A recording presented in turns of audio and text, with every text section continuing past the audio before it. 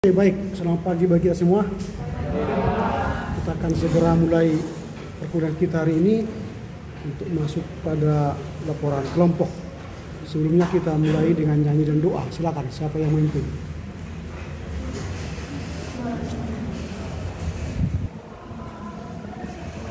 Memulai perkuliahan kita pada pagi hari ini, kita bernyanyi dari Kitab Jemaat nomor 425. Memandang suara dari seberang, 1, 2, 3 ya.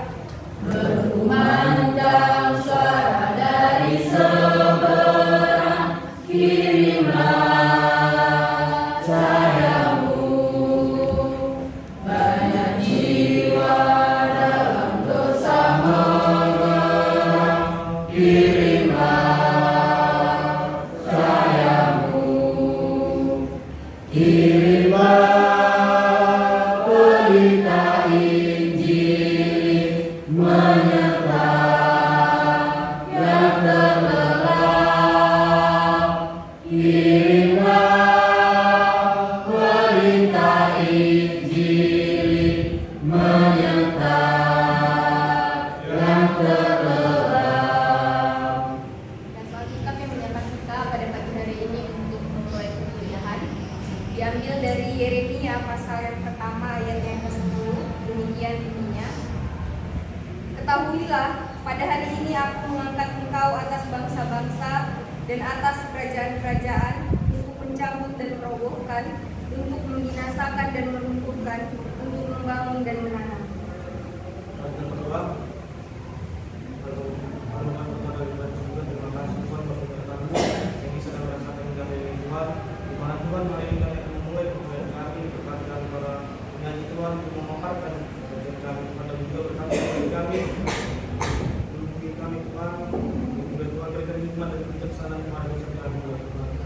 Tuhan, hari ini Tuhan, kiranya Tuhan yang di tempat kami Tuhan.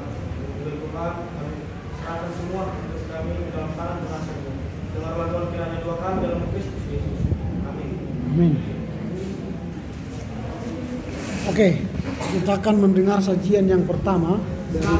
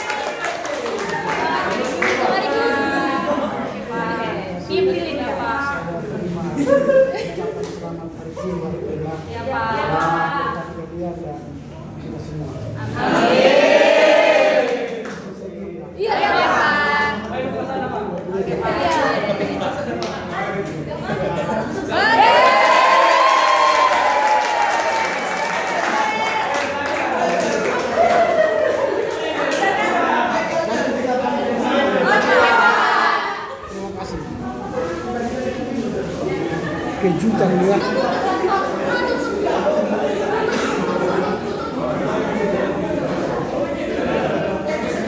Izin saya foto ya.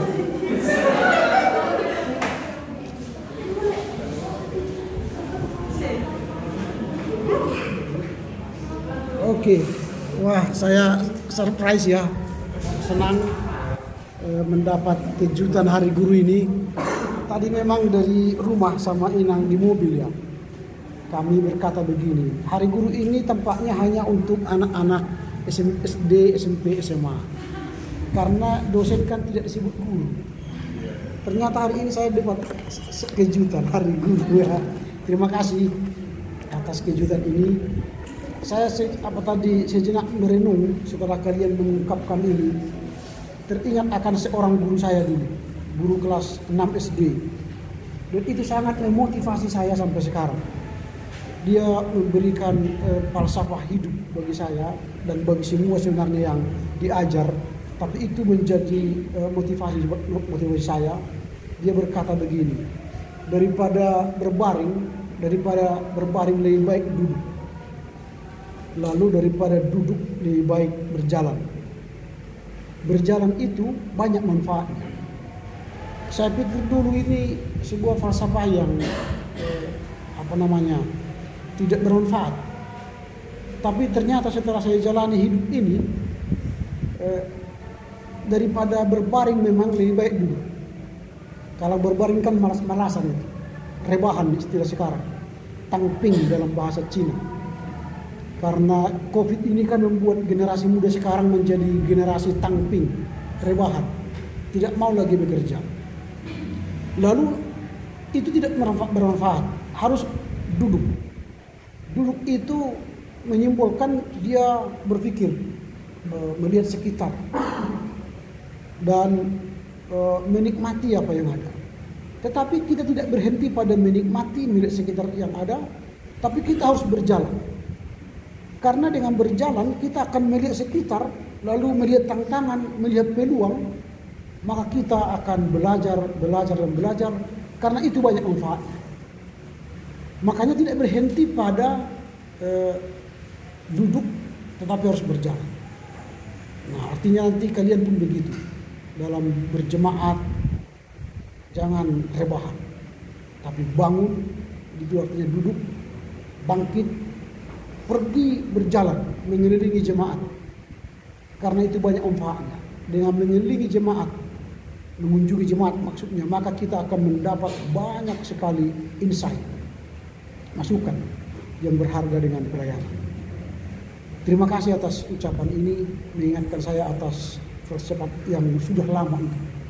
Dan itu sampai sekarang saya hidupi. Dulu saya tempel itu di kamar, saya tulis dan saya tempel. Dan itulah terus memotivasi saya. Sehingga saya tidak pernah berhenti belajar. Nah, sampai sekarang. Gitu ya.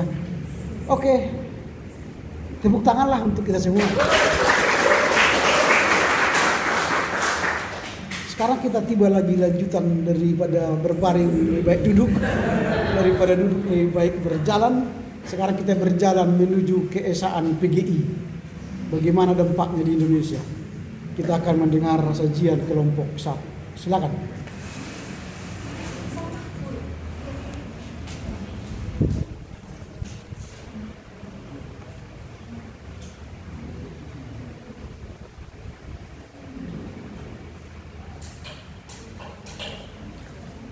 Terima kasih untuk kesempatan yang diberikan Bapak dosen. Di sini kami dari kelompok 1, saya sendiri Firdaus Simatupang, kemudian Gilbert Eliezer Sukamata, Widya Jarnasihaan, Rismoni Sihombing, Yolina Sihombing, dan Vera Astiani Sinaga. Yang akan kita bahas pada pertemuan kali ini adalah peran dan fungsi persekutuan gereja-gereja di Indonesia membangun keesaan gereja, mendalami pemikiran peran dan fungsi PGI dalam membangun keesaan gereja di Indonesia. Yang pertama, kita masuk kepada pendahuluan bahwa perjalanan kehidupan gereja di Indonesia memiliki proses yang cukup panjang, sama seperti perjalanan gereja di dunia ini. Dalam prosesnya banyak aliran-aliran yang datang ke Indonesia dan semua hadir dengan paham dan pemikirannya masing-masing. Nah, ini menyebabkan adanya perbedaan-perbedaan. Tetapi ternyata di tengah-tengah perbedaan itu ada upaya-upaya yang timbul di gereja Indonesia untuk mewujudkan keesaan gereja. Yang pertama, yang dirasa perlu adalah kita harus memahami apa itu sebenarnya persekutuan. Jadi persekutuan ini adalah bersekutu atau koinonein. Koinonos artinya teman, sekutu. Artinya persekutuan dalam masyarakat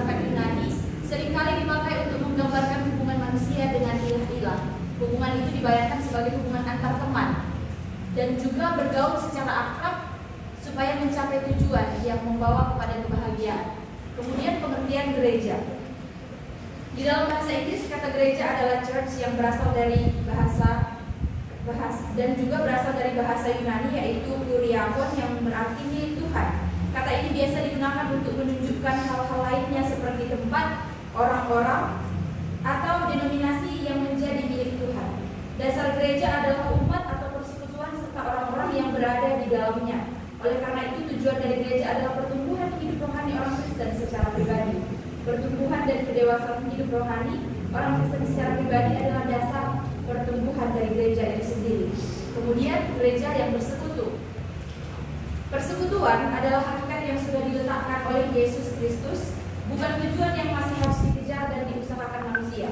Manusia hanya tinggal bersedia menerima, masuk dan menjalankan serta melaksanakannya. Bila persekutuan tidak dapat diwujudkan, maka bisa menjadi penghalang, kendala, batu sandungan bagi dunia untuk senantiasa percaya kepada Yesus Kristus.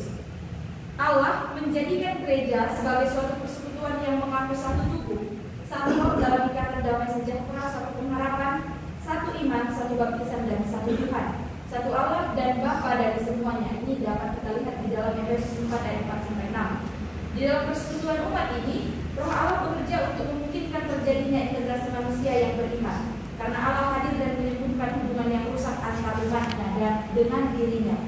Kemudian juga persekutuan orang percaya adalah persekutuan yang dilandasi oleh kasih Allah dan sebagai persekutuan kasih.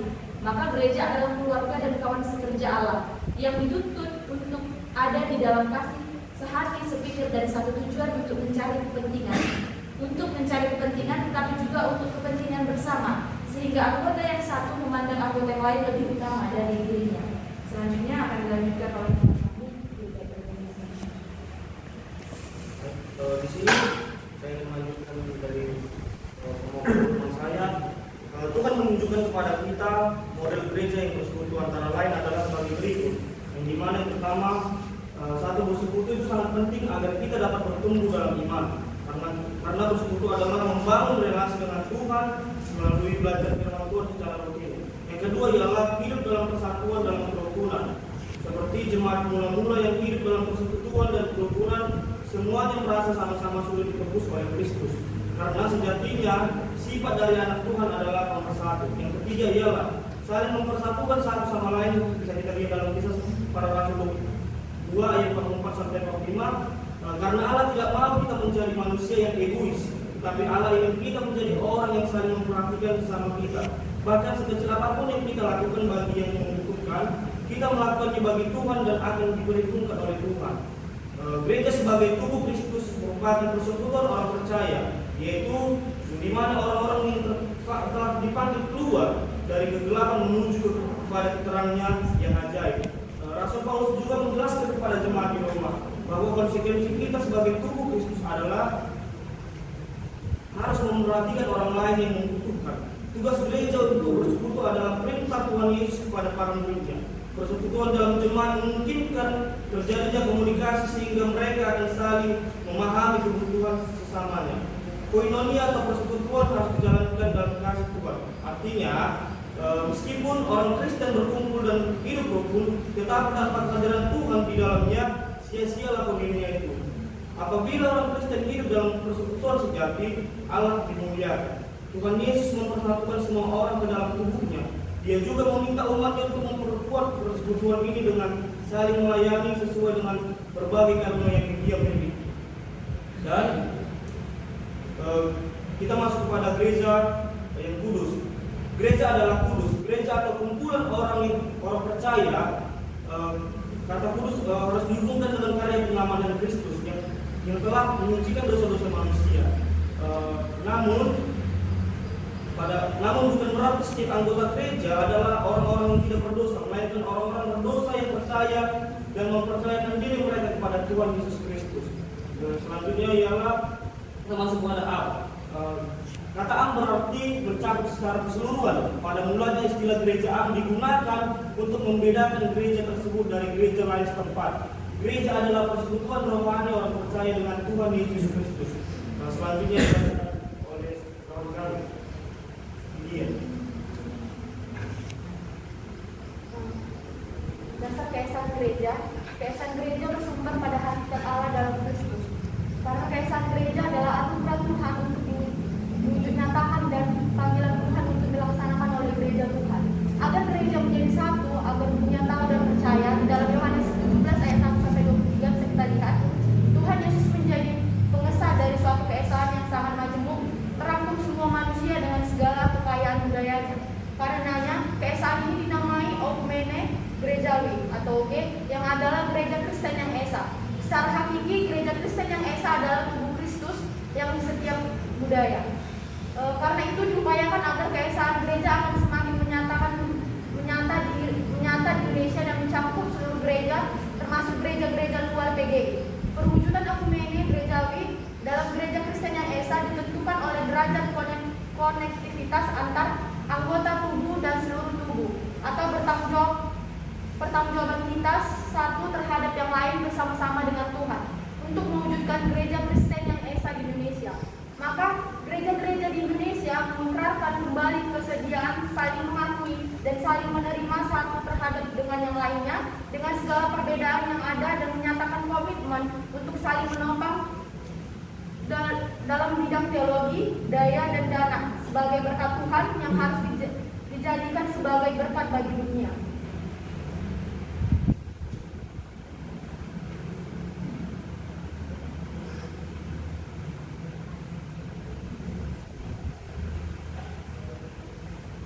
Konferensi ini menghasilkan sejumlah kesepakatan antara lain.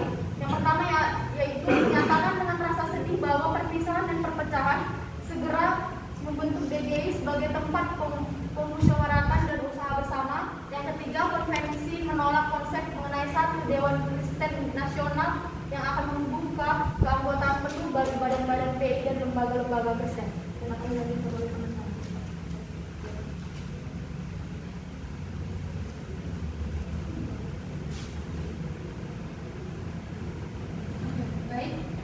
Kami akan melanjut yaitu sekilas tentang persekutuan gereja-gereja Indonesia dari perubahannya dari DGI menjadi PGI. Yang pertama kita harus mengetahui bahwasanya pada sidang yaitu pada sidang yang kedua DGI tanggal 20 sampai 30 Juni 1993 ini itu menyatakan bahwasanya harus ada mengenai kemerdekaan beragama dan Kementerian Agama antara lain yang menyatakan menghendaki mempertahankan pengalimatan tentang kemerdekaan agama menurut bunyi artikel yaitu Universitas Declaration of Human Rights supaya dinyatakan dalam UUD Republik Indonesia. Kemudian menganjurkan supaya NKRI tinjau kembali ada usulan Kementerian Agama dan sekali mempunyai dewan cabang sampai pada Demak Selatan.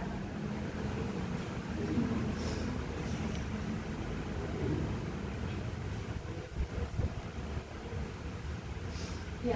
Kemudian Dewan Gereja-Gereja Indonesia (DGI) ini ada perubahan menjadi Persekutuan Gereja-Gereja di Indonesia sebagaimana diputuskan dalam sidang raya yang ke-10 di Ambon pada tahun 1984.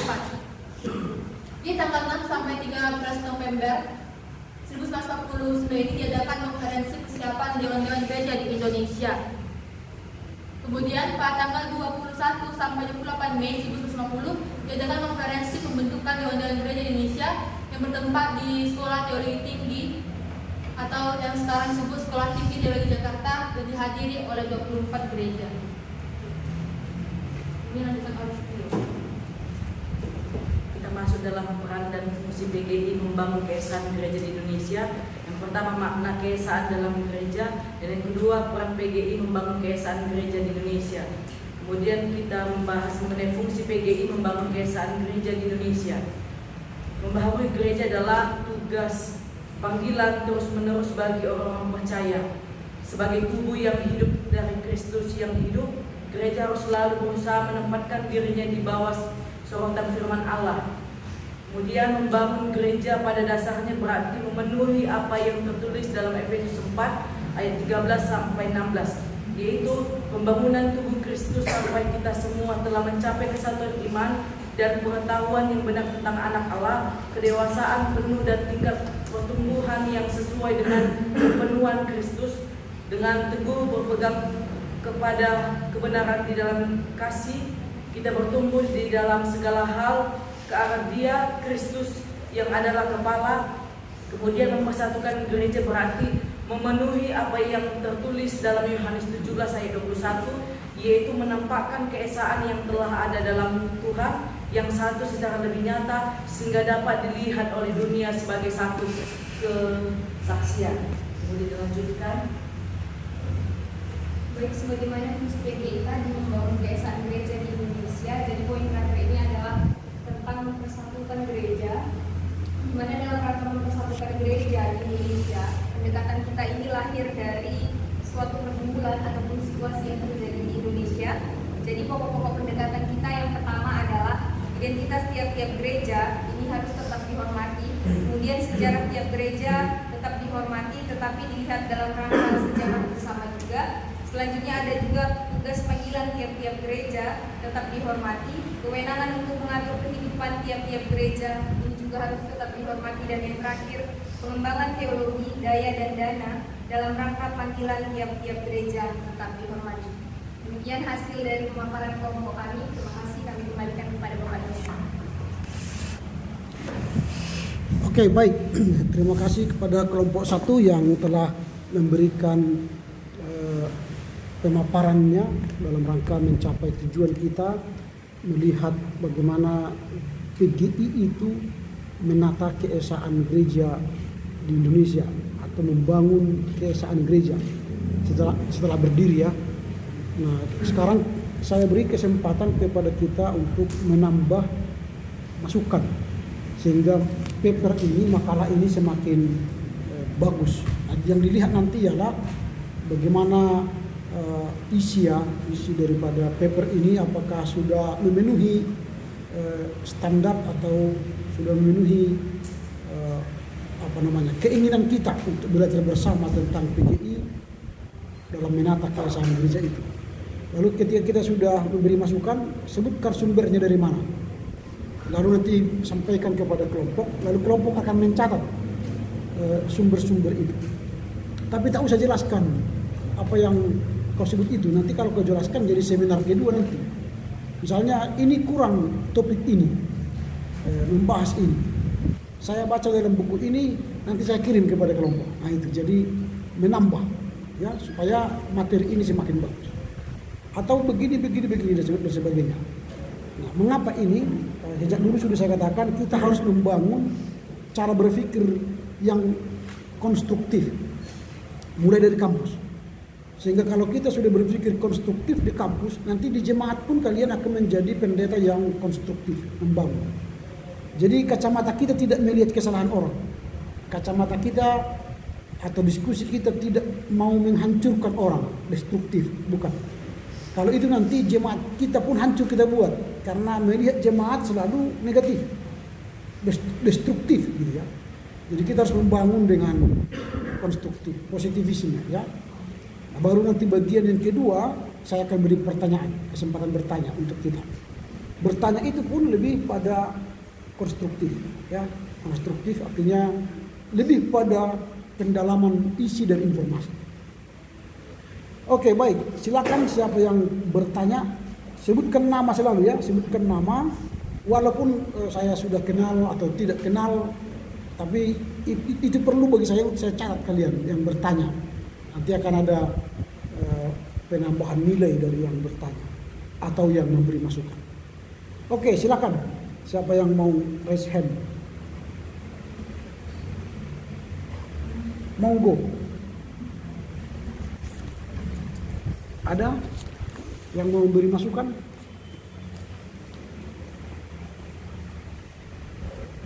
Tidak ada? Atau langsung mau bertanya ini? Atau tidak ada masukan karena mungkin tidak baca buku ya? Ada yang mau memberi masukan? Dari sebelah kanan saya tidak ada. Jangan takut salah. Di sini tidak ada yang hendak menilai salah. Ini kita hendak berlatih, berdiskusi, berlatih berteologi ya. melatih, mengasah kemampuan kita berdialog, menyampaikan ide pikiran kita. Atau sebelah kiri saya ada. Saya takutnya kalian mungkin memberi masukan karena nggak ada sumbernya ya. Mungkin di situ nggak ada baca sehingga ada sumber. Jadi tidak ada yang mau memberi masukan supaya masuk pada kelompok bagian yang kedua, bertanya. Kalau bertanya mungkin sudah disiapkan ya. Tidak ada. Oke, kalau tidak ada yang memberi masukan, ya kasihanlah kelompok ini nggak ada masukannya. Pasti kalian nanti yang cari lagi masukannya. Oke, kita beri waktu bertanya. Nah, bertanya pun saya katakan tadi jangan lihat kesalahan, tapi bangunlah topik ini supaya semakin kaya. Silakan bertanya. Oke, sebutkan nama dan nanti silakan bertanya ya. Bertanya itu jangan memberi masukan lagi ya, karena ini bertanya. Oke, silakan. Terima kasih kepada Bapak dosen yang telah memberikan kesempatan kepada saya untuk dengan teman-teman kelompok yang telah memaparkan kajiannya yang berjudul dengan peran dan fungsi persekutuan gereja-gereja di Indonesia membangun keesaan gereja. Jadi pertanyaan saya adalah, nama saya Kristin Mardiana. Saya ingin bertanya tentang bagaimana program keesaan PGI itu sendiri untuk membangun keesaan gereja. Bagaimana program keesaan PGI untuk membangun keesaan gereja? Karena di sini subjudulnya adalah mendalami pemikiran, peran dan fungsi PGI dalam membangun keesaan gereja di Indonesia. Jadi bagaimana program keesaan PGI itu sendiri? Mungkin itu dapat saya pertanyakan Pak. Terima kasih, kembalikan kepada Bapak dosen. Oke, karena masih ragu-ragu untuk bertanya yang lain, masih satu dulu, silakan direspon oleh kelompok.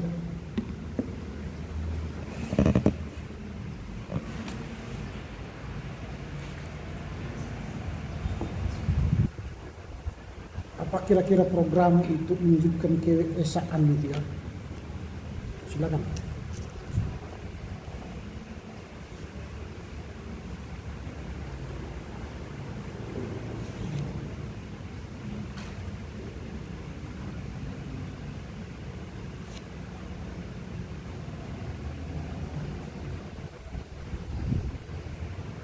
Ayo, silakan.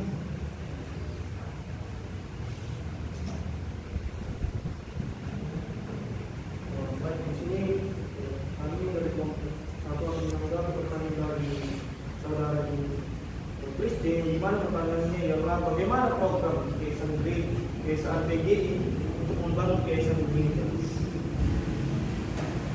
Adapun program yang dibangun ialah pertama itu dogma Trinitas atau perlu juga dikalimatkan tentang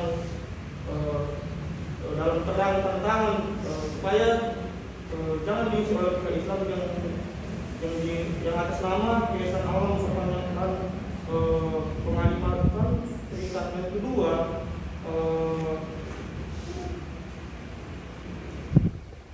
tanggung jawab dari kerja sosial itu perlu diperhatikan, terutama dalam hubungan dengan alam sekitar dan juga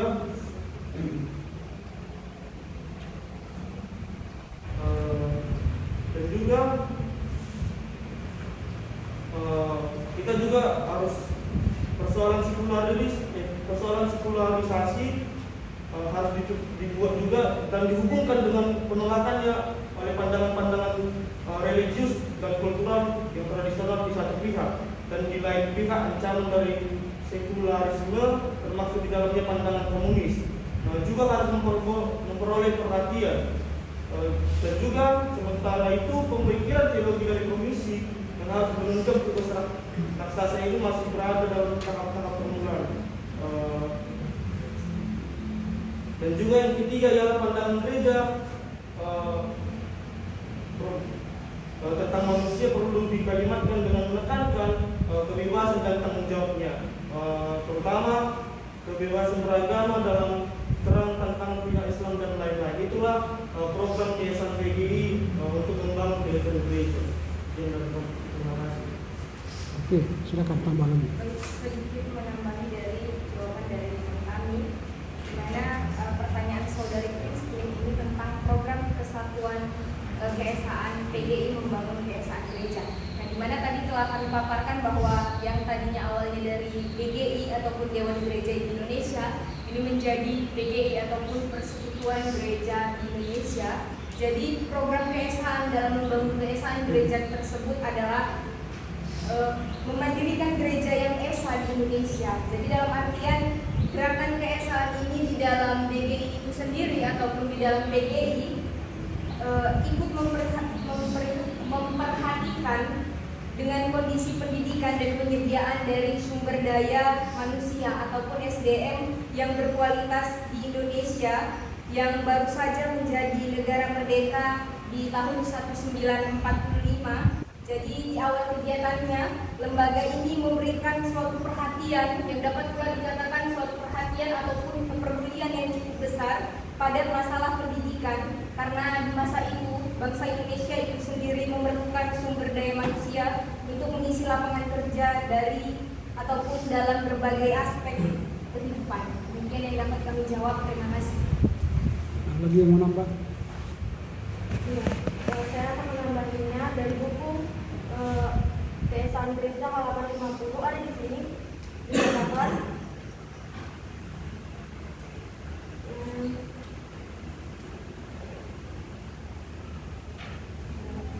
dalam membangun keesaan gereja di sini di halaman 50 membangun kesadaran dan jejaring politik warga gereja. Nah, gereja dipanggil untuk melayani di bidang politik demi kesejahteraan seluruh warga masyarakat agar dapat bertanggung jawab. Gereja-gereja bersama lembaga-lembaga swadayanya masyarakat membangun kesadaran politik sebagai warga negara dengan memperdalam pemahaman konseptual. Dan yang kedua adalah penyaluran aspirasi. Gereja-gereja perlu menemukan mekanisme politik mana yang tersedia dan dapat dipakai untuk menyalurkan aspirasi. Nah, dalam program keesaan gereja PGI untuk membangunkan jejaring di era demokratis. Dan yang ketiga itu adalah pendidikan kewarganegaraan. Gereja-gereja juga perlu memberikan perhatian serius pada pengembangan pendidikan kualitas, baik formal, informal maupun non-formal, yang memupuk sikap dialogis, memperjuangkan kesetaraan warga, keadilan gender dan nilai-nilai hak asasi manusia, serta diri itu merupakan generasi muda yang akan menentukan wadah Indonesia di masa depan dalam membangun program keesaan PGI. Terima kasih.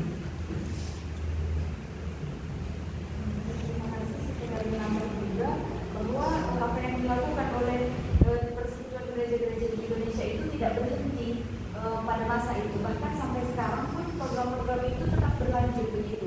Usaha-usaha itu tetap terlihat. Seperti yang boleh kami sampaikan di dalam dokumen keesaan gereja, tetap diberikan wadah untuk memberikan upaya-upaya keesaan itu. Ada di sini tercantum 5 dokumen. Yang pertama, dokumen pertama tentang pernyataan iman gereja-gereja anggota Persekutuan Gereja-Gereja di Indonesia. Kemudian dokumen yang kedua tentang pokok-pokok panggilan dan tugas bersama gereja-gereja di Indonesia. Lalu dokumen ketiga tentang pemahaman bersama iman Kristen Persekutuan Gereja-Gereja di Indonesia. Lalu yang keempat, komitmen keesaan gereja-gereja anggota PGI. Dan yang kelima, tata dasar Persekutuan Gereja-Gereja di Indonesia, tata ruang tangga Persekutuan Gereja-Gereja di Indonesia. Jadi ini tercatat dari 2019 sampai 2024. Artinya usaha-usaha itu tetap ada begitu. Kemudian yang boleh saya sampaikan, saya temukan beberapa buku Gerakan Ekumenis Indonesia, di mana ada berusaha. Kalau ada membuat program itu ada usaha yang dilakukan. Nah, di sini kami dapat yaitu yang pertama, yakni menyelidiki dan mengambil hal-hal yang menuju pada pembentukan gereja Kristen yang esa di Indonesia. Kemudian membuat kerjasama antar gereja-gereja dalam segala lapangan dan mengusahakan kerjasama menurut tujuan gereja-gereja.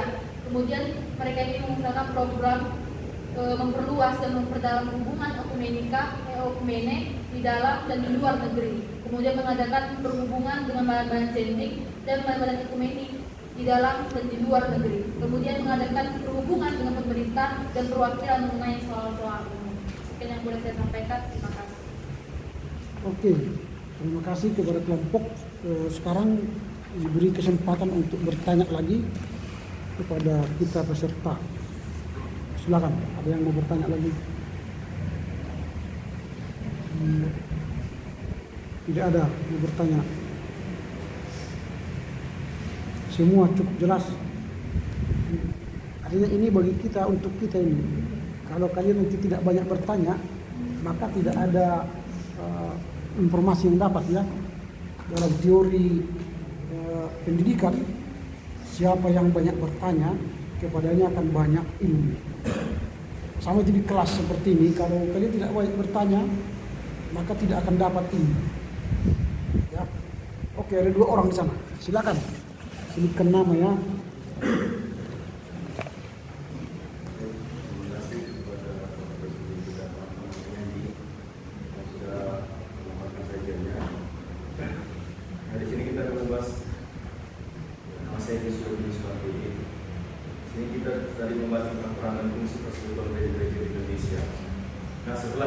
Setelah saya mendengar tadi tentang program yang dilakukan oleh penyaji, nah pasti program itu kan akan direalisasikan.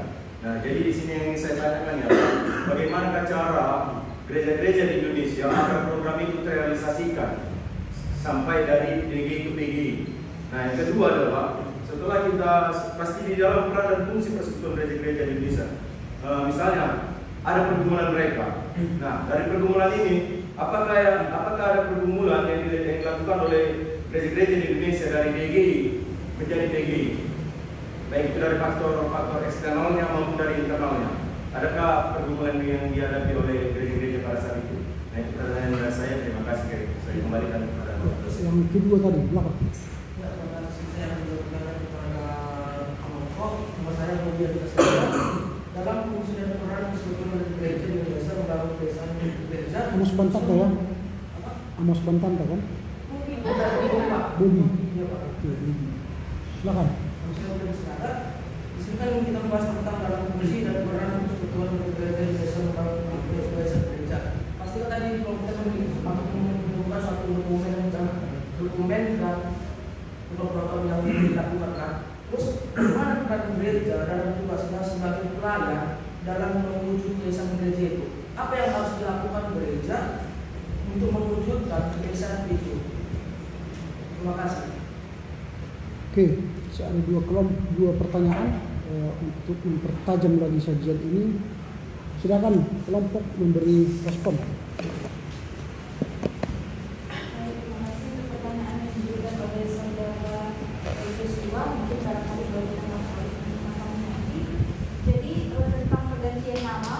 Dari DGI menjadi PGI, apa yang mendasari, kemudian adakah persoalan-persoalan yang boleh kami sampaikan adalah dasar utama dari penggantian nama ini sebenarnya adalah karena nama Dewan Gereja itu dirasa kurang alkitabiah begitu, lebih alkitabiah ya apabila dikatakan persekutuan gereja-gereja Indonesia daripada disampaikan Dewan Gereja Indonesia. Jadi inilah yang boleh kami sampaikan apa sebenarnya yang menjadi dasar utama. Jadi sebenarnya bukan karena ada pergumulan yang terlalu signifikan terlihat, tetapi karena memang ada yang mengkritisi bahwa rasa-rasanya nama Dewan ini kurang alkitabiah, lebih alkitabiah kalau disampaikan persekutuan gereja di Indonesia. Jadi itu yang boleh saya jawab dulu. Oke, ada lagi yang menjawab? Silakan.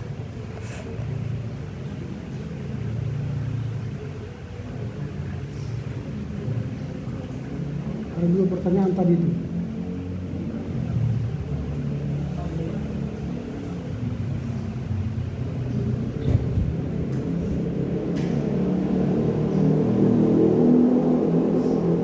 Yuk, silakan.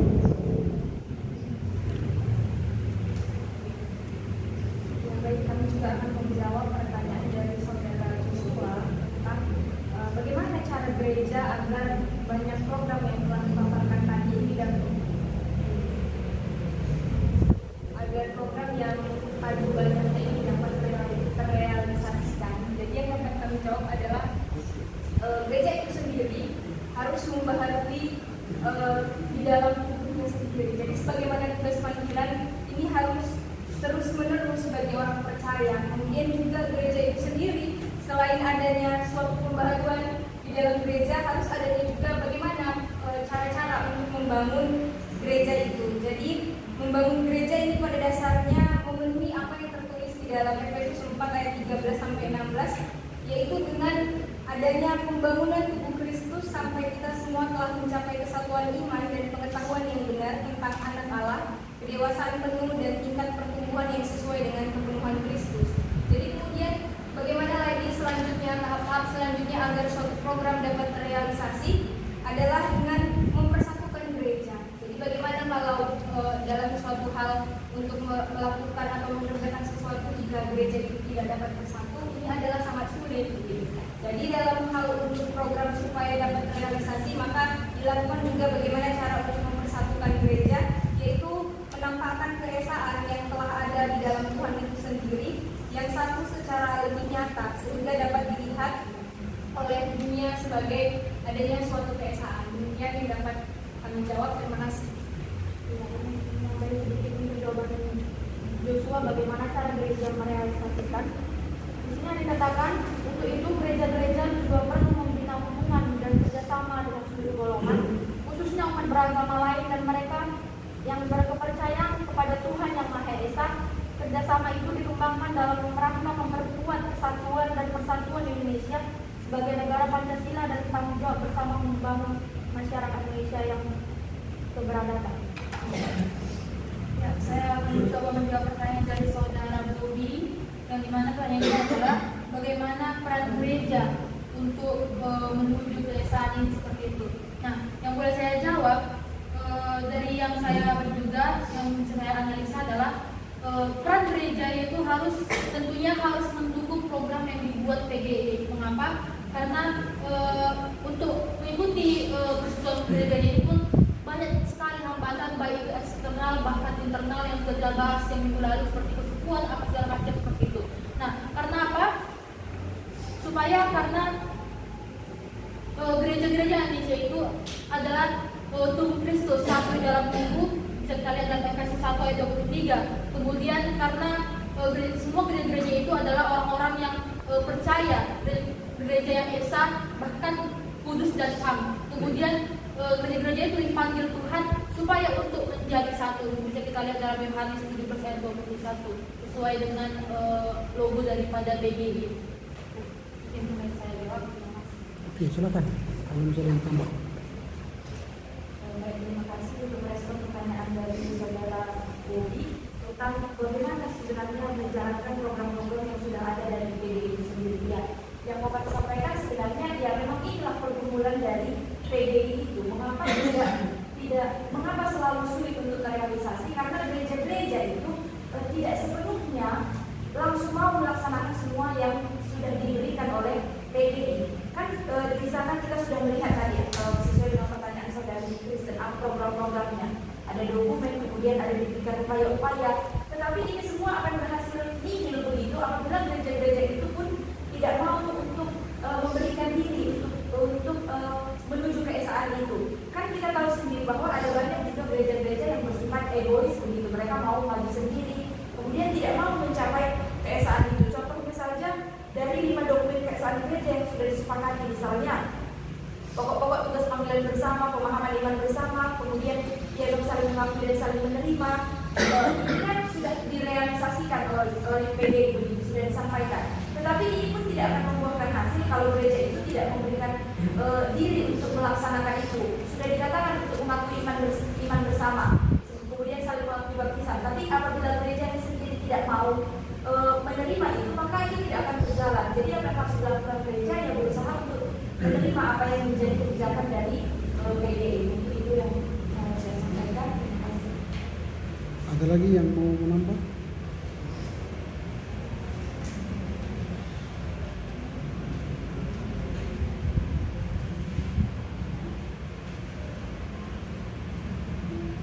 Sudah cukup? Oke, ada lagi yang mau bertanya? Ada? Ada 2 orang sebelah kiri saya ini.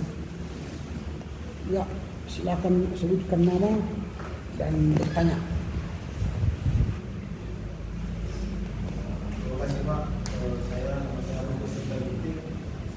Ya? Mas Ustaz Oh, yang saya sebut tadi ya. Oke, silakan. Membahas tentang materi kita pada hari ini, peran fungsi persekutuan Majelis Indonesia membangun kesan gereja. Apa yang menjadi konsep dari pemikiran saya beranggapan bahwasannya fungsi dan peran fungsi persekutuan PGI ini terus berkembang sampai sekarang seperti itu, terus berkembang sampai sekarang. Dan apa yang boleh saya lihat di dalam dan saya baca di dalam paper yang disediakan oleh teman-teman penyaji pada hari ini, saya melihat berancu kepada sebuah sejarah itu. Dan saya lihat juga karangan dari buku-buku yang dipakai teman-teman juga maksimalnya itu sampai tahun 2016 gitu. Apakah teman-teman boleh menyampaikan kepada kita di sini bagaimana sebenarnya fungsi dan peran gereja itu pada masa sekarang ini di PGI itu? Dan memang sebagai sifatnya, yaitu sifat PGI itu gereja adalah kudus, am dan esa. Lalu dengan demikian apakah ada perubahan gitu? Dalam perkembangannya gereja kan selalu berubah-ubah, adanya reformasi yang kita ketahui. Apakah sebagai fungsi gereja itu sendiri, sebagai sifat gereja itu yang kudus, am dan esa itu, adakah perubahan fungsi dan peran yang dimiliki oleh PGI itu sendiri? Dari berubahnya juga dari DGI sampai PGI, apakah ada perubahan fungsi dan peran itu sendiri? Mungkin ini yang pertanyaan saya kembalikan. Oke, kedua, silakan.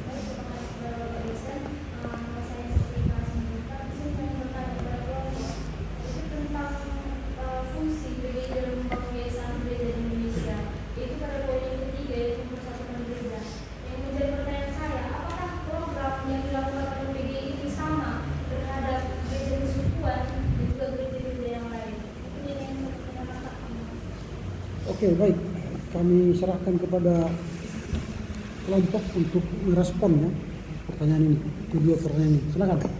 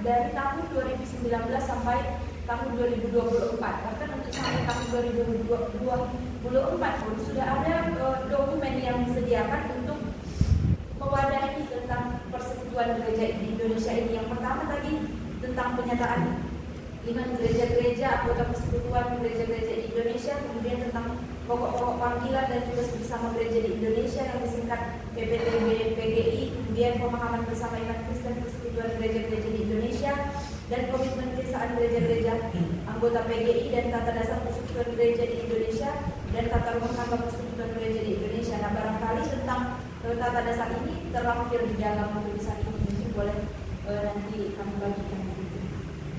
Oke, ada lagi yang mau menambah jawaban?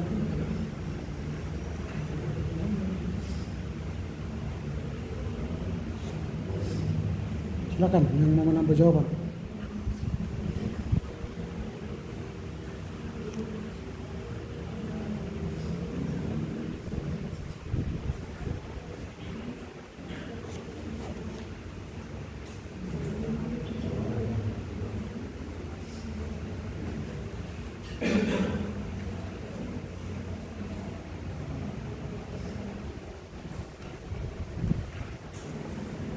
Cukup atau masih ada? Oke, silakan.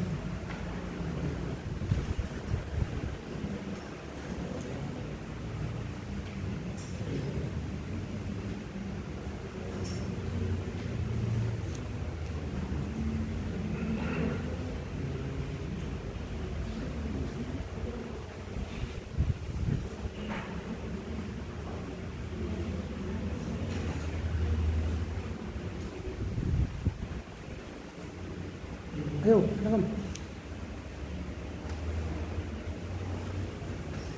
Baik, di sini kami akan coba menjawab pertanyaan kita, yang dimana komitmen Kesan dari gereja anggota PGI, yaitu gereja yang esa dengan gereja dan berbagai latar belakang yang berbeda dengan segi ajaran, kemudian kebiasaan dan juga denominasi. Akan tetapi saling mengakui dan menerima dalam pengakuan sebagai gereja yang esa, kudus, am dan rasuli. Untuk itu gereja-gereja saling berkaitan dalam menyelenggarakan persekutuan, kesaksian dan pelayanan gereja-gereja serta meliputi aspek keesan gereja dalam panggilannya serta saling menopang antara gereja. Komitmen keesan gereja anggota PGI dijabarkan dalam 3 bab, yaitu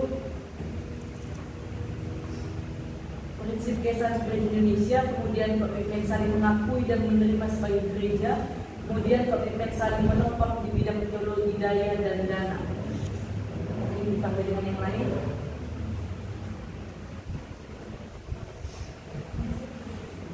Silakan, siapa yang mau menambah lagi? Ya, baik, saya akan menambahinya. Ya, dengan pemaparan teman kami tadi bahwa gereja-gereja suku ini adalah sama programnya dengan program-program ini dengan program-program gereja-gereja suku pada saat ini dengan melandasi saling mengakui dan saling menerima dalam gereja yang esa, yang kudus dan am dan rasuli. Untuk itu gereja-gereja yang saling berkaitan termasuk gereja-gereja suku itu adalah untuk menyelenggarakan persekutuan, kesaksian dalam pelayanan gereja yang merupakan aspek keesaan gereja. Terima kasih. Oke, ada lagi?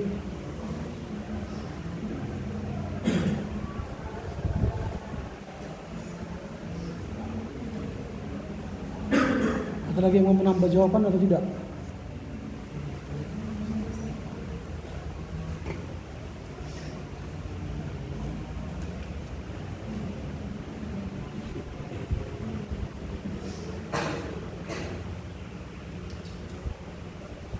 Tidak ada?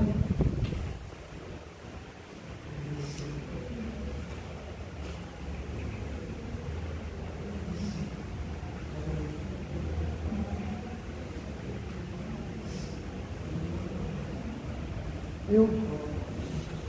Baik, ini saya juga pertanyaan dari Amos. Gimana pertanyaannya adalah apakah fungsi gereja itu berubah? Seperti yang kita ketahui, fungsi gereja itu tidak berubah karena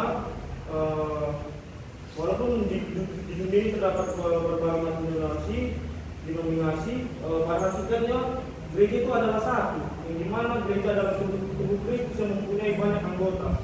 Oleh karena itu Kristus adalah satu dan tidak terbagi anggotanya. Jadi terbagi-bagi sekalipun ada banyak gereja yang pada hakikatnya hanya satu. Gereja yang esa akan terwujud bila didasarkan pada satu Allah.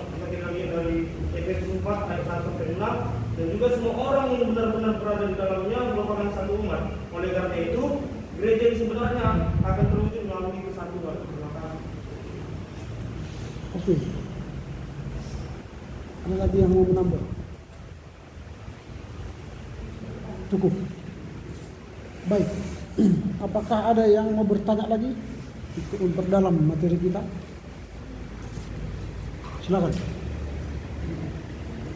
Ada? Tidak ada.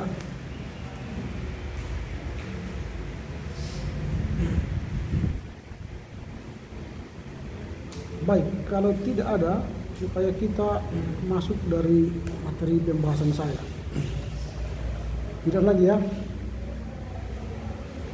Nah, saya sudah kirimkan ke grup kita masukan dari saya, dan itu akan menjadi pembelajaran juga bagi kelompok lain yang sedang akan menyelesaikan tugasnya dan yang akan membuat tugasnya, supaya nanti kita melakukan penulisan makalah sesuai dengan penulisan makalah ilmiah, gitu ya. Jadi saya kurang tahu apakah dulu kalian menerima materi pembelajaran ketika memasuki mata kuliah penulisan karya ilmiah atau metodologi penulisan dulu, sehingga kalian bisa menuliskan karya ilmiah atau makalah di kampus kita. Kalau tidak ada, itu saya berikan format nanti kelompok supaya mengikuti perbaikan sesuai dengan arahan itu. Ya, sudah lihat kan? Dan catatan saya juga kepada kelompok untuk materi hari ini saya sudah kirimkan juga. Nah, sebelum saya menguraikan apa yang menjadi masukan dari saya, pertama tepuk tanganlah dulu untuk kelompok 1 yang telah menyelesaikan tugas ini. Nah, kedua, saya juga mengucapkan selamat berpulih buat Tiolina ya. Semoga lekas sembuh supaya bisa melanjutkan tugas-tugas kuliah di kampus. Dan kita pun semua harus jaga kesehatan supaya kita boleh menyelesaikan tugas studi kita dengan sehat. Itu yang kedua. Yang ketiga, kepada kelompok 1 nanti setelah mendengar pertanyaan, tadi masukan tidak ada dari teman-teman, setelah mendengar pertanyaan itu menjadi bahan pertimbangan untuk perbaikan minggu depan. Jadi 1 minggu diberi kesempatan memperbaiki paper ini. Hari ini saya belum nilai, tapi saya sudah tahu isi daripada sajian kalian. Kalau kalian tidak perbaiki minggu depan, nilainya hari ini, ya saya akan nilai. Tapi kalau kalian kirimkan minggu depan perbaikannya, bisa tambah, bisa kurang. Kalau masukan kalian, perbaikan kalian tidak menampung masukan dari teman-teman mahasiswa dan masukan dari saya, maka nilainya bisa berkurang atau bertahan. Tapi kalau kalian memperbaikinya dengan baik, maka bisa bertambah dari penilaian saya hari ini. Lalu kepada kelompok 2, supaya menyelesaikan tugasnya, hari ini dikirimkan maksimal pukul 18.00. Nah, topik kita minggu depan ialah membangun sinode am gereja-gereja di Sumatera Utara. Nah, berikanlah gagasan-gagasan ilmiah atau pemikiran-pemikiran yang mencoba membangun jiwa ekumenik. Karena mata kuliah kita ini kan ekumenik. Jangan berhenti pada tidak ada materi atau bahan. Jangan berhenti pada pemikiran itu, tapi mulailah berpikir yang konstruktif ya, membangun ide-ide itu. Sehingga jangan beralasan minggu depan kami tidak punya buku, Pak. Buku itu kan di sini. Ide-ide kita itulah buku. Nanti kalau sudah kita tuliskan itu menjadi buku. Begitu ya. Jadi jangan berhenti pada pemikiran orang, tapi bukanlah pemikiranmu yang baru. Begitu ya. Baik, saya akan memberi masukan kepada kelompok dan ini juga nanti akan menjadi masukan kepada teman-teman yang lain. Setiap judul tulislah dengan format font 18 Times New Roman 18. Karena nanti ini melatih kalian untuk seminar proposal semester depan. Kalau kemarin kami sudah belajar mendelay ya di bimbingan proposal skripsi kepada Pak. Mereka sudah bisa nanti menulis skripsi tanpa menulis catatan kaki lagi. Nah, saya sudah ajari. Kalau mau belajar, tonton hidup saya nanti ya. Di situ kalian bisa belajar sendiri membuat mendelay atau buka mendelay YouTube, cara menggunakan mendelay dalam desktop dan Word dan bagaimana menambah referensi-referensi kalian ke mendelay supaya nanti kalian tenang. Membuat makalah atau seminar seperti ini tidak sulit karena kalian sudah punya buku yang elektronik sehingga tulis cuk gampang. Membuat bibliografi kepustakaan hanya hitungan 2 detik, 1, 2 bayangkanlah cepatnya itu nanti bibliografi kalian. Tapi itu tadi, daripada berbaring lebih baik duduk, daripada duduk lebih baik berjalan ya. Berjalan itu banyak manfaatnya. Berjalan jaranglah melihat Mendeley kan. Dulu yang terkenal ialah Jotero. Jotero hampir sama dengan Mendeley, tapi lebih canggih Mendeley. Jotero. Ya, tapi saya juga tidak menggunakan Jotero lagi. Saya sudah menggunakan Mendeley. Nah itu. Jadi kalau seperti nanti capek kalian.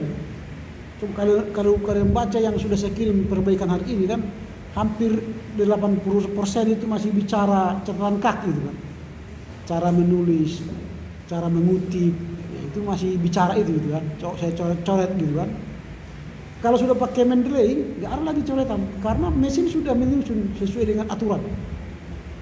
Kalau kita menggunakan turabian, catatan kaki dia buat sendiri. Kalau kita nanti tiba-tiba ditentukan kita bukan lagi menggunakan catatan kaki tapi menggunakan catatan perut, apa American Psychology Association, apa itu catatan perut, maka kita cepat tinggal merubah di atasnya curut gitu, ganti sendiri dia. Dia tidak ada lagi catatan kaki, dia menjadi catatan perut, gampang. Tapi kalau manual seperti ini merubah menjadi catatan perut, waduh, kejik lagi, capek. Atau pakai IEEEH. Nah, itu ada di sini kan ada beberapa format. Kalau kalian bukan di reference gitu kan, nah, lihatlah di situ ada beberapa format untuk style. Ini kan ada style di situ. Insert style kan. Itu banyak sekali bentuk model tulisan. Nanti kalau kalian menulis di jurnal-jurnal, lihatlah style yang mereka minta. Apakah turabian atau apakah atau IEEEH. Nah, itu macam-macam nanti cara penulisan. Tapi kalau kampus kita masih menggunakan turabian. Jadi kalau kalian menggunakan catatan perut, itu berarti kalian tidak mempelajari cara menulis penulisan estetik kita. Nah itu ya, jadi font 18. Lalu di bawahnya kalau ada subjudul itu harus menggunakan font 14. Jadi nanti kalau kalian mau buat judul di sini, ini font 14. Kalau ada subjudul di font 14. Kalau nanti bab 1, kalau di sini 1, latar belakang, ini 14. Lalu supaya bisa nanti kita sambil bekerja sekaligus menulis daftar isi, nanti juga ini ada formatnya membuat daftar isi. Ini buatlah dia menjadi normal. Ini nanti buat dia heading 1. Lalu kalau ada lagi 1.1 itu jadi heading 2. Lalu kalau ada lagi 1.1 itu buat heading 3. Ketika kalian membuat nanti catatan daftar isi, tinggal klik 1 detik, maka akan ada daftar isi secara otomatis. Nah itu. Tapi itu pun lihatlah nanti di YouTube bagaimana cara membuat daftar isi otomatis. Karena makalah ini pun nanti harus ada daftar isi. Kan sudah saya kirim ya, daftar isi. Belajarlah supaya kalian punya belajar daftar isi. Membuat daftar isi. Walaupun tinggal beberapa minggu lagi kalian mengakhiri perkuliahan ini ya, tapi setidaknya kalian punya modal bagaimana membuat daftar isi otomatis, bagaimana membuat catatan kaki otomatis gitu. Saya lupa bawa colokan saya tadi supaya bisa kalian saya tampilkan di sini, supaya kalian bisa lihat ini caranya. Walaupun ya tapi beda apanya. Gitu. Beda jetnya kan. Gitu. Jadi tidak bisa ke sana. Jadi saya tidak bisa tampilkan. Tapi kalau minggu depan kalian pakai ini lagi, saya akan bawa jack saya supaya saya sampaikan beberapa catatan saya tentang itu supaya kalian belajar tidak gitu ya. Sayang nanti, sayang. Karena saya tidak mengajar kalian bimbingan proposal skripsi kan. Saya minta sebenarnya waktu itu, tapi pembagian tugas ini kan tidak selalu monopoli kan. Dulu saya mengajar ke semester yang tahun yang lalu teologi dan PAK, tapi semester ini saya hanya dikasih PAK satu kelas. Tidak apa-apa, tapi nanti kalian bisa tonton YouTube yang lain ya, caranya bagaimana. Nah itu yang pertama. Baru kemudian harus ada konsistensi penulisan percetakan. Tapi kalau yang manual nanti harus saya sampaikan. Tapi kalau pakai Mendeley saya tidak mau jelaskan itu lagi karena mesin sudah menulisnya sendiri kan. Yang menggunakan manual, nanti kalian masih menggunakan manual mungkin karena belum paham Mendeley, lalu menulis skripsi semester depan manual. Ingatlah, catatan kaki itu harus konsisten. Percetakan ya. Jadi misalnya kelompok menulis Andi. Lalu ada Andi. Ada BPK BR. Ada BPK Yulia. Jadi harus konsisten. Dalam menulis nama percetakan harus konsisten. Kalau huruf besar, maka ini pun harus huruf besar. Dan nama percetakan yang lain pun harus huruf besar. Itu namanya konsisten. Kalau huruf kecil, maka dia harus huruf kecil. Konsisten. Ini tidak bisa huruf kecil karena ini singkatan. Badan Penerbit Kristen sama dengan saat. Ini kan singkatan. Seminar Asia, Seminar Alkitab Asia Tenggara. Saat. Jadi tidak bisa diapa. Misalnya EKBK, Yayasan Komunikasi Dunia Kasih, EKBK. Tapi kalau kalian panjangkan ini yayasan sebagainya, nanti ini tidak boleh. Nama yayasan, penerbit, CP, PT tidak boleh disebut PT Andi atau CP Sinata atau PT BPK tidak boleh. Ini semua boleh. Sama itu dengan nama Dr. Ramli atau misalnya ada SJ, Serikat Jesuit atau EFK misalnya Katolik ya, tidak usah. Beri Romo Ramli SJ misalnya, SJ ini tidak usah. SJ itu kan Serikat Jesuit, EFK itu kan Papusin ya, Papusin. Kalau kita di Sumatera ini semua OFK. Ini kaum kemiskinan. Jadi pastor-pastor ini kalau ada di belakangnya OFK pasti miskin, nggak ada yang kaya. Karena dia sudah mengkaulkan dirinya menjadi pastor yang miskin. Kalau Serikat Jesuit, kalau ada SJ nanti ini biasanya dari apa ini langsung. Baik ini OFK itu dari Vatikan ini, Serikat Jesuit biasanya ini lebih pada penekanan pemuritan. Lalu ada SPD. Lalu ini biasanya di Jawa. SPD ini di Timur. Flores, MN. Ini pendidikan. Fokusnya pendidikan. Makanya nanti keluar buku-buku pembinaan pendidikan itu banyak dari Flores. Lalu ini semua dari Vatikan gelarnya. Dan ada lokal namanya. Lokal. Tidak dari Paus memberikan gelar Romo itu, namanya Projo. Jadi kalau ada Romo Ramli di belakang PR itu namanya Projo. Projo lokal. Ini bisa kan? Ini bisa bernyanyi dia buat album atau bangun rumah untuk dirinya, terima amplop bisa di kantongnya, berkhotbah dia bisa beri. Kalau ini semua, kalau khotbah dia di gereja ini, pulang dia harus setor yang dia terima. Karena apa? Semua dirinya sudah dibayar gereja, makannya, hidungnya, bibirnya, pulsanya, minyaknya, semua yang dia gunakan dibayar gereja. Jadi semua yang diterima pun harus diserahkan. Karena ada seperti itu. Kalau ada pertanyaan PJJ atau pemberkatan, semua bisa.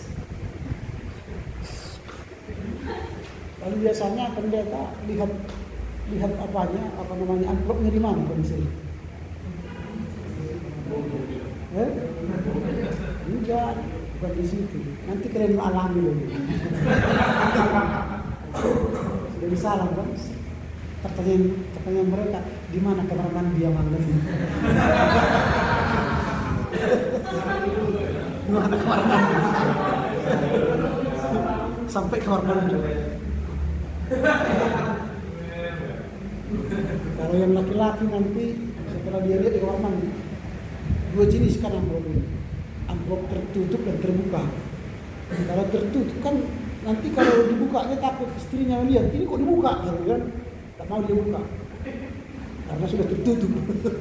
Atau dia siapkan amplop baru yang dibuka, yang tanpa amplop. Lalu dia robek yang ini, lalu isi amplop baru kan. 500 jadi 400, 100 sini. Kalau yang terbuka gampang, tidak bawa amplop di awal. Pulang nanti baru setor. Kalau mereka ini setor ke bendahara gereja, kalau pendeta setor ke istri kan. Kok lari ke sana? Itu ya. Ya kita tadi karena soal konsistensi ya. Jadi ini catatan kaki. Kemudian yang sering juga nanti itu juga sering dalam penulisan skripsi juga kami alami. Yang paling banyak nanti ya soal ini, misalnya dalam kurung atau ini ayat 1 ayat 2. Kalau sudah dalam kurung, dia harus disingkat. Tapi jangan begini, ada juga begini. Ini kan berjalan. Jangan, atau dari satu lengket langsung. Tahu saya harus berpisah. Dan ini harus diingat. Tapi kalau dalam kalimat, dalam Efesus 1 ayat 2, dalam sebuah kalimat, dalam ini bukan ada kurung, ini tulis langsung lengkap. Baru yang kedua yang sering juga dalam kurung juga, tapi tidak punya titik. Setiap singkatan harus pakai titik, dan setiap akhir kalimat harus pakai titik, termasuk catatan kaki. Catatan kaki itu tidak ada kalian buat titiknya. Semua itu tidak pakai titik. Setiap akhir kalimat akhir titik. Setiap singkatan akhir titik, sama dengan BND titik. Sama dengan ini, dalam kurung juga jangan tulis begini ayat 7, enggak boleh, harus disingkat ayat 7. Tapi jangan tulis begini ayat langsung di sini 7, jangan, harus spasi. Ini sering. Dan paling banyak itu terjadi di skripsi. Padahal penilaian kami terhadap skripsi kalian ialah lebih dari 10 nilainya kurang. 10 kesalahan.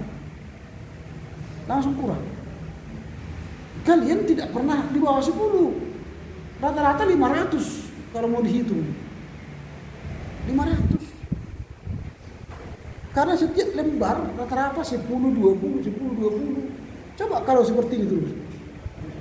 Kami capek membaca yang seperti ini, menulis skripsi. Sehingga kami tidak pernah lagi bicara substansi. Hanya ini nanti bimbingan pertama saya misalnya, datang ke saya. Saya jelaskan ini, di awal ini saya jelaskan semua, saya pun semua, saya jelaskan. Bimbingan kedua, sudah saya perbaiki, sudah saya coret-coret seperti yang kalian terima. Bimbingan kedua, muncul lagi. Kita ulangi lagi. Apakah sudah tambah belum? Bimbingan ketiga muncul lagi. Makanya akhirnya sampai bimbingan keempat kelima terserah kau lah gitu. Iya, gitu ini. Terserah kau itu skripsimu itu. Itu aja. Akhirnya nanti pada besok mau dikumpul baru sekarang dikasih bab 1, bab 2, bab 3, bab 4, bab 5. Tolong lupa, nanti bapak saya gitu.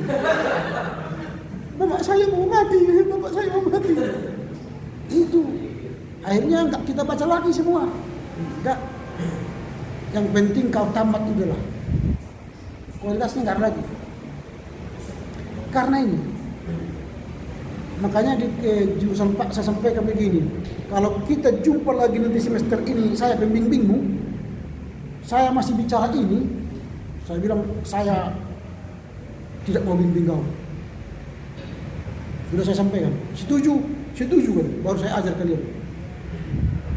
Kalau enggak capek, saya ajar bimbingan skripsi, proposal, tiba bimbingan balik seperti ini. Apa enggak? Gila kita. Gila. Lalu kemarin saya sudah buat ilustrasi seperti ini. Kami juga sudah bicara sama beberapa dosen menghadapi mahasiswa ya di kampus ini. Saya buat ilustrasinya begini. Di satu kampung ada peraturan. Kalau mengambil air dari sumur itu di atas jam 12, maka orang yang meminum air itu gila. Tapi orang yang mengambil air di bawah jam 12, dia sehat. Itu peraturan. Tapi banyak orang mengambil air di atas jam 12. Maka orang kampung itu jadi. Lalu adalah seorang keluarga yang selalu setia mengambil air di bawah jam 12. Lalu orang berkata, mau kemana kau? Orang gila kau ya. Gila kau ngambil air jam 12. Semua dibilang, kalian yang orang gila. Karena kalian ambil air dari atas jam 12. Enggak, kau yang gila. Kau setiap hari, setiap dia ambil air pagi-pagi, datang orang mengatakan, gila kau, orang gila kau. Akhirnya enggak tahan. Dia akhirnya mengambil air jam 12 ke atas. Setelah dia ambil, maka setiap hari tidak ada lagi orang berkata gila. Mengapa? Begitu. Karena semua sudah gila. Saya pun akhirnya sampai kepada itu, titik itu. Sudah 4 kali, 5 kali tidak berubah dia. Sama-sama gila lah kita gitu. Capek. Kalau saya tiap hari setiap kuliah marah, umur saya berkurang loh. Makanya hari ini saya agak lembut gitu. Karena berkurang umur saya. Karena sudah sampai saya mengambil air jam 12 ke atas. Kita sudah sama gitu. Kita sudah sama. Itu. Akhirnya saya sampai pada titik itu. Kemarin lagi yang paling parah. Dia enggak datang ke kelas. Lalu saya bilang sama temannya, tolong nanti kalau ketemu suruh datang ke ruangan saya ya. Iya. Makan siang loh saya. Datang dia. Bagaimana? Silakan. Ada apa? Silakan. Gini Pak, saya tadi tidak masuk kelas. Oh iya, sambil makan ya? Iya. Kenapa Pak tidak masuk kelas? Tersesat Pak di sini. Tersesat. Kenapa tersesat? Karena yang ngantar saya tetangga saya. Mulai kita ikut gila kan? Di mana rumahmu? Di Helvetia. Kau kan sudah sering ke sini kan? Helvetia ke sini kan sudah sering. Sudah tahu jalan kan?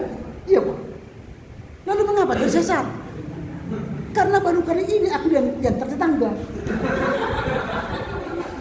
Aku berpikir kalau diantar tetangga kenapa rupanya? Kan dia sudah tahu jalan kan? Tetanggamu tahu jalan? Enggak Pak. Tahu jalan? Tahu Pak. Lalu mengapa tersesat? Aku pun enggak tahu Pak.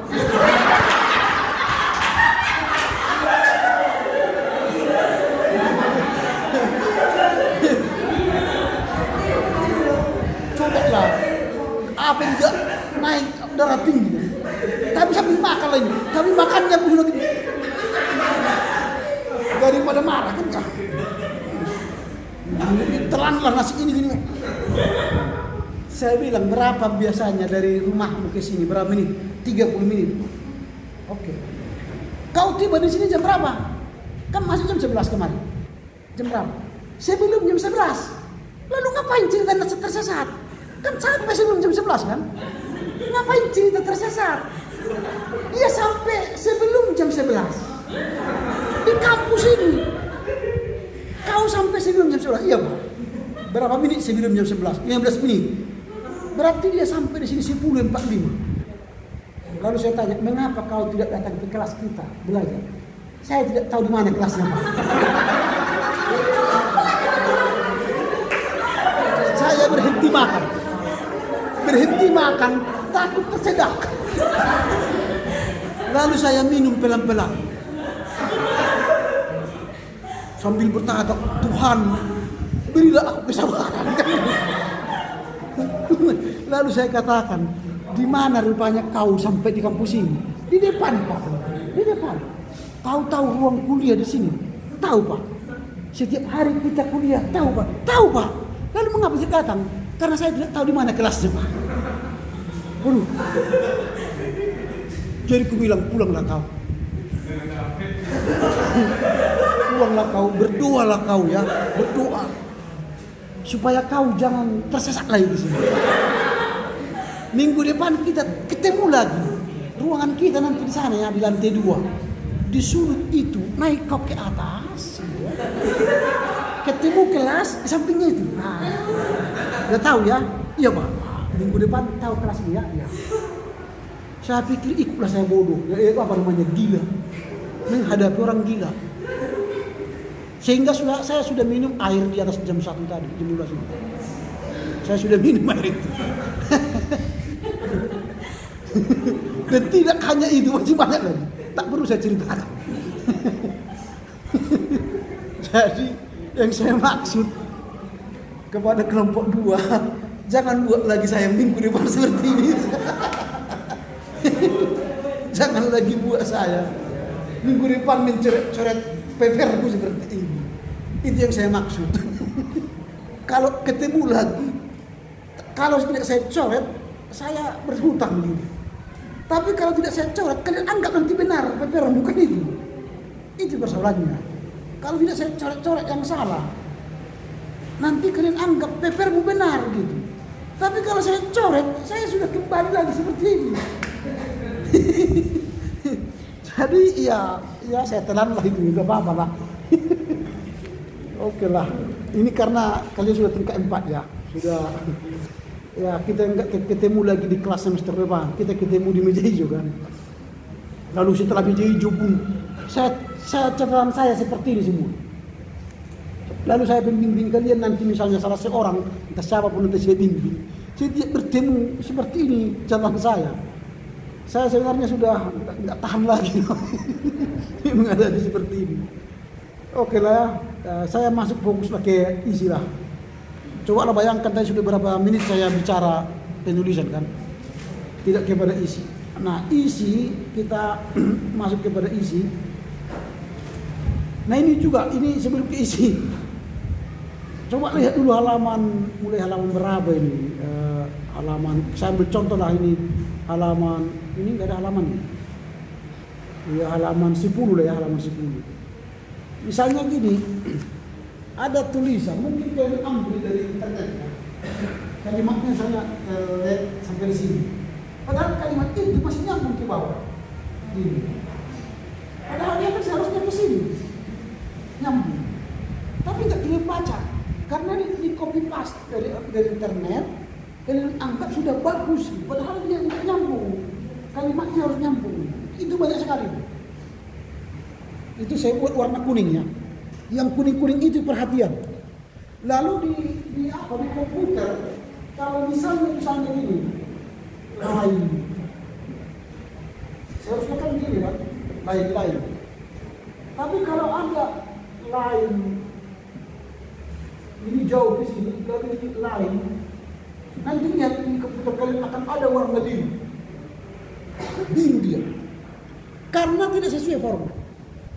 Atau misalnya nanti satu kata judul dengan ini terlalu jauh sih, dia akan biru, muncul muncul biru di komputer, itu artinya salah itu kalimat itu.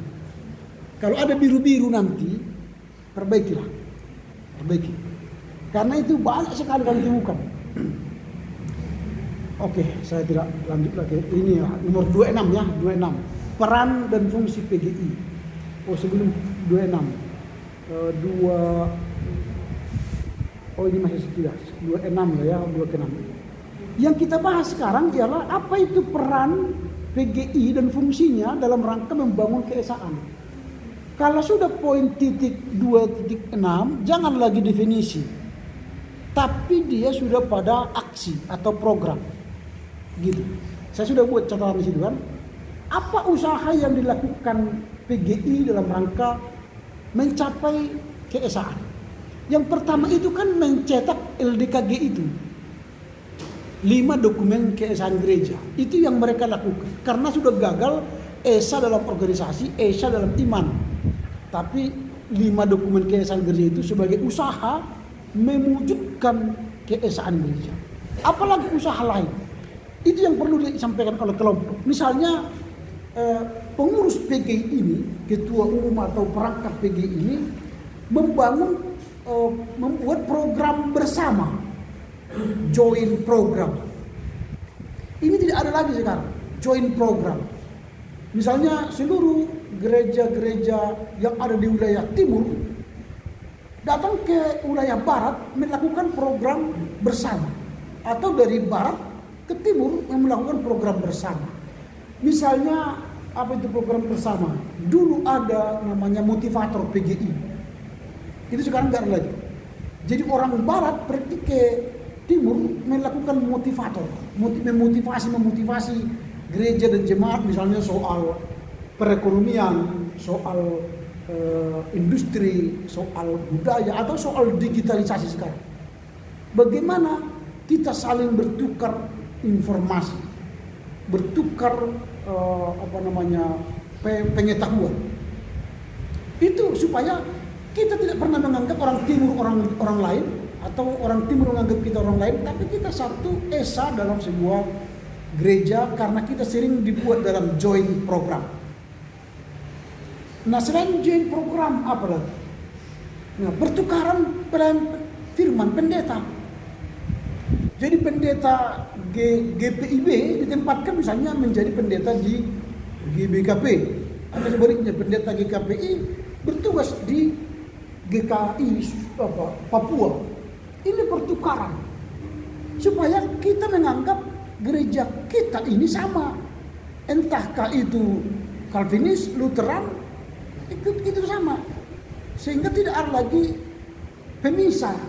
Sama seperti rumah, di rumah kita misalnya ada kamar anak, ada kamar orang tua, ada kamar makan, ada kamar tamu. Apakah dengan ada kamar itu seluruh orang yang di kamar itu tidak boleh bersentuhan atau berbicara? Tidak. Itu hanya membuat penataan rumah supaya jangan sembraut, supaya jangan tidur sembraut atau privasi orang bisa dia ganggu. Maka dibuatlah sekat-sekat.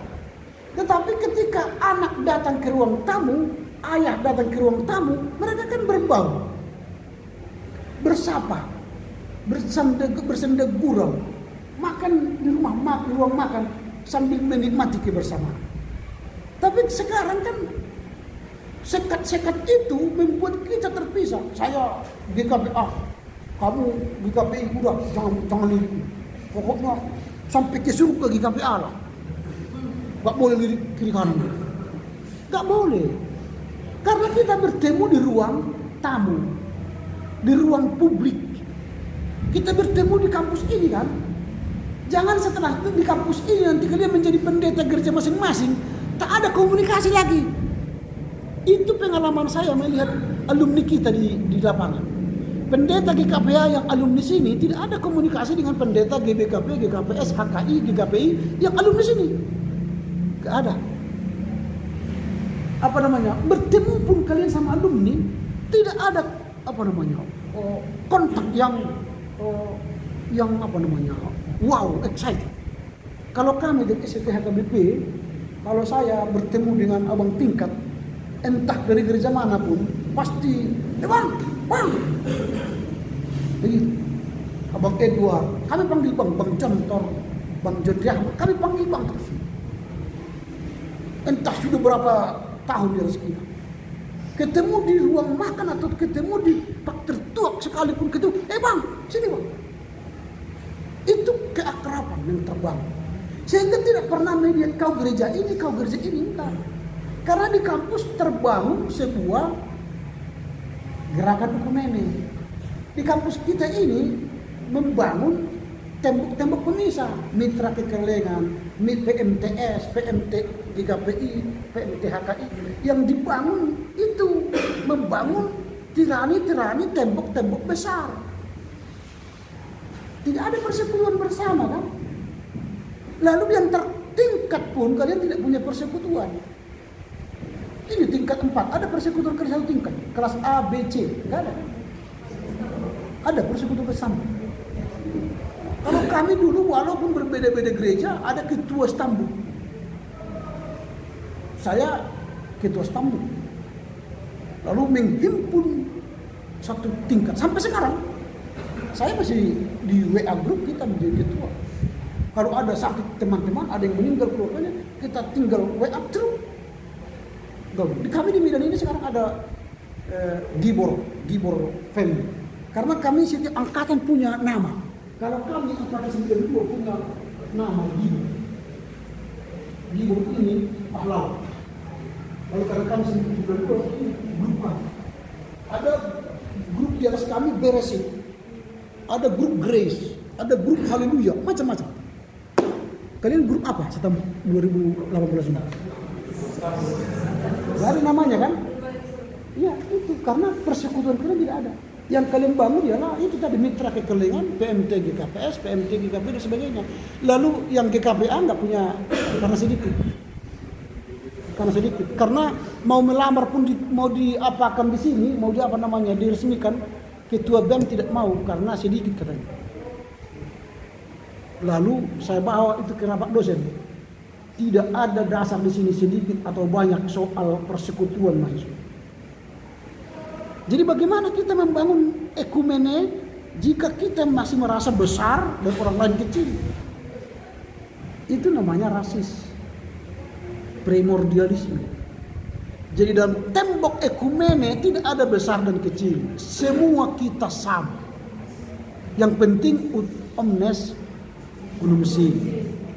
Itu yang harus dikerjakan oleh PGI. Dan masih banyak mungkin nanti yang kalian gali. Apa upaya-upaya PGI membongkar tirani-tirani ini. Tembok-tembok pemisah gereja-gereja suku ini. Lalu bagaimana usaha BEM misalnya di kampus ini tidak memisahkan antara PMTS, PMT HKI dan DBKP dan yang lain. Tapi kita sama. Bagaimana ketua kelompok stambuk kalian menyatukan kalian dalam program bersama? Ada program bersama kalian satu stambuk. Nah, itu harus dikerjakan. Supaya ketika kita bersamalah terjalin keeratan, hubungan emosional. Jadi kalau kalian tamak nanti jumpa, udah. Ini yang perlu digali. Sehingga lepas dari kampus ini kita tidak lagi menjadi sektarian, tapi kita sudah menjadi orang yang ekumenis. Kampus kita ini luar biasa loh. Kita kampus ekumenis. SDHKWP itu bukan kampus ekumenis karena dia hanya milik satu gereja saja. Gitu ya, jadi dibangun lah ya, nanti ditambahkan di sajian perbaikan. Itulah yang saya sampaikan karena kita mau ibadah ya. Karena sekarang berubah jam ibadah. Dulu jam 10, sekarang jam. Ya, kami pun kadang-kadang lupa, masih ingat jam 10 kan. Kita datang sudah khotbah.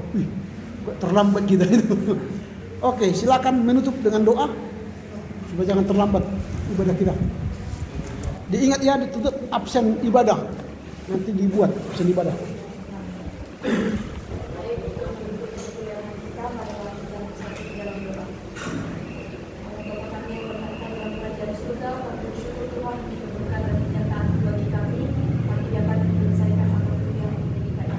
Baik dan dengan pemaparan yang telah disampaikan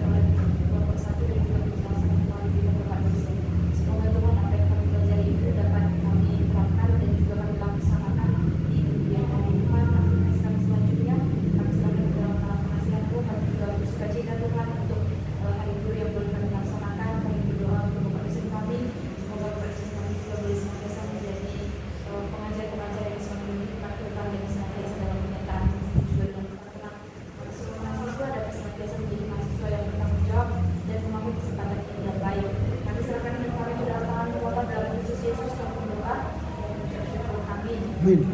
Mari kita potong ini ya. Oh, foto bersama ya.